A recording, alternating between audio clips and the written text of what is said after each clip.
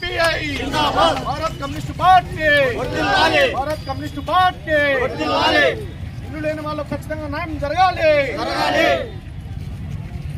CPI जिंदाबाद, CPI जिंदाबाद, CPI जिंदाबाद, भारत कम्युनिस्ट पार्टी వర్ధిల్లాలి, भारत कम्युनिस्ट पार्टी వర్ధిల్లాలి, भारत कम्युनिस्ट पार्टी వర్ధిల్లాలి।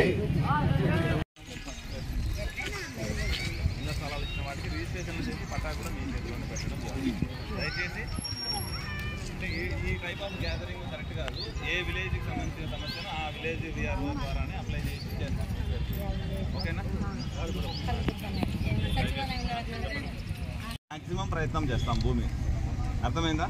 సో ప్రతిసారి ఇలా రాబాకండి, కొంచెం ఎలక్షన్ వరకు మాకు స్టార్ట్ అవుతుంది షెడ్యూల్। ఈ టైంలో ఇట్లాంటి వాటి మీద ఎక్కువ ఫోకస్ చేయలేకపోయినప్పటికీ, అంటే ముందే చేస్తుంటే బాగుండేది ఇలాంటివన్నీ। సరే, ఏదేమైనా ఖచ్చితంగా టేకప్ చేస్తాము, ఎంక్వైరీ చేయిస్తాము, అర్థమైందా? ఎంక్వైరీ చేసేసి 90 days కింద అప్లై చేయించేస్తాం। దయచేసి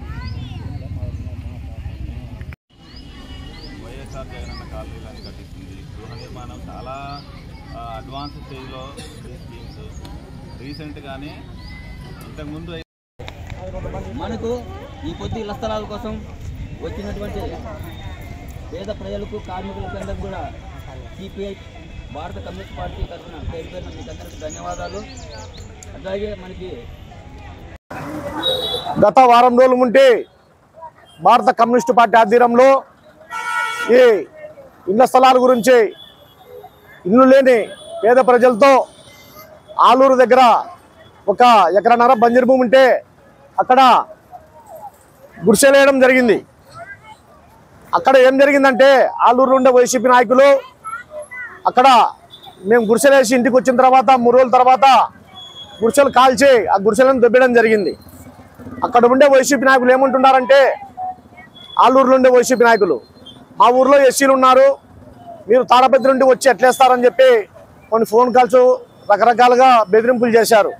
అక్కడ ప్రజలు పోతే సెల్ఫోన్లు గుంజుకొని కట్టెలతో కొట్టి కొంతమంది పంపించారు।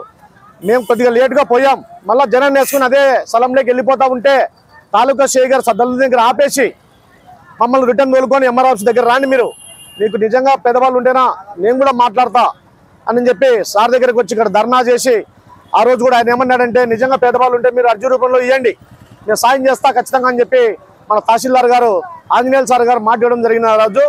మరి ఈరోజు ఒక దాదాపు 550 మందితో అన్ని 3 రోజుల పన్న అర్జీలు సేకరించి నిజంగా ఇల్లు లేని వాళ్ళకు ఇళ్ల స్థలాలు ఇవ్వాలని చెప్పి సార్ ఎంఆర్ఓ సార్ గారికి అర్జీ ఇవ్వడం జరిగింది। ప్రజలతోని కూడా అర్జీలు ఇప్పించడం జరిగింది।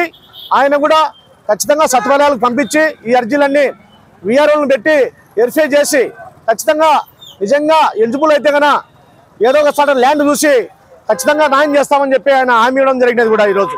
ఒకటే చెప్తాం వైసీపీ నాయకులకు, మీ తాటాపి సప్పులకు భయపడేది కాదు కమ్యూనిస్టు పార్టీ, ప్రజల కోసం పోరాడే పార్టీ కమ్యూనిస్టు పార్టీ। మీ గుండాయిజానికి రౌడీజానికి మేము తలవంచాం, ప్రజల కోసం ఏమైపోయినా కూడా సిద్ధంగా ఉండామని చెప్పి హెచ్చరిస్తా ఉంటా।